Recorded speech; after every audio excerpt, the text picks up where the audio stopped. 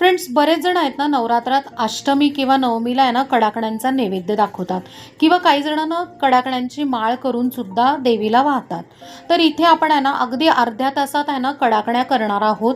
ते पण मैदा किंवा साखर न वापरता अगदी पौष्टिक करणार आहोत. आणि या कडाकण्या 15 ते 20 दिवस छानपैकी आहे ना टिकतात. सो इकडे मी आहे ना गूळ घेतलेला आहे आणि गूळ पुढेपर्यंत आहे ना थोडं पाणी घालून घ्यायचं. त्यानंतर गूळ विरघळून घ्यायचा, त्याचा पाक अजिबात करायचं नाही. एकदा गूळ विरघळला की बाजूला ठेवायचं. एका बाउलमध्ये गव्हाचं पीठ म्हणजेच कणिक घ्यायची, बेसन, बारीक रवा, त्यानंतर वेलची पूड आणि कडकडीत तेलाचं मोहन घालायचं. चवीप्रमाणे मीठ घालायचं आणि मिक्स करून घ्यायचं. कोमट झालं की हाताने आहे ना हे कोरडं जिन्नस छानपैकी आहे ना एकत्र मिक्स करायचं.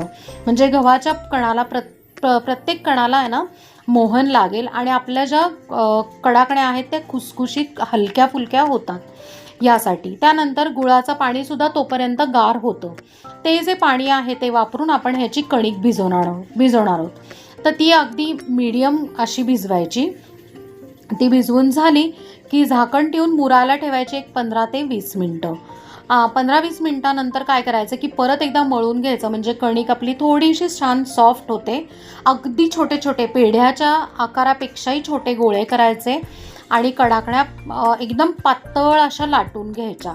आणि जर माळ बनवायची असेल तर टूथपिकचा वापर करून इकडे मी जसं होल केलं आहे व्हिडिओमध्ये तुम्हाला दिसेलच त्या पद्धतीने तुम्ही होल करू शकता. आणि त्यानंतर सगळ्या कडाकण्या लाटून झाल्या की मग छानपैकी आहे ना मीडियम फ्लेमवर किंवा लो फ्लेमवर आहे ना कडाकण्या तळून घ्यायच्या. पण तेल छानपैकी तापलेलं पाहिजे, मगच लो फ्लेम करायची आणि कडाकण्या तळून घ्यायच्या. सगळ्या ज्या कडाकण्या आहेत तर त्या सुरुवातीला तुम्हाला आहे ना थोडंसं तळल्यावर थोड्या माऊ वाटू शकतात, पण पूर्ण गार झाल्या की छान मस्तपैकी थोड्याशा कडक आणि खुसखुशीत कुरकुरीत होतात. फ्रेंड्स, इतर वेळेसुद्धा तुम्ही या कडाकण्या करू शकता मुलांच्या टिफिनला किंवा स्नॅक्ससाठी, कारण अगदी पौष्टिक आहे आणि गहू आणि गूळ वापरलेला आहे. आणि तसंही आहे ना इतर वेळेला स्नॅक्स काहीतरी मुलांना किंवा मोठ्यांना लागतंच. सो नक्की करून बघा आणि मला कमेंटमध्ये सांगा. थँक्यू.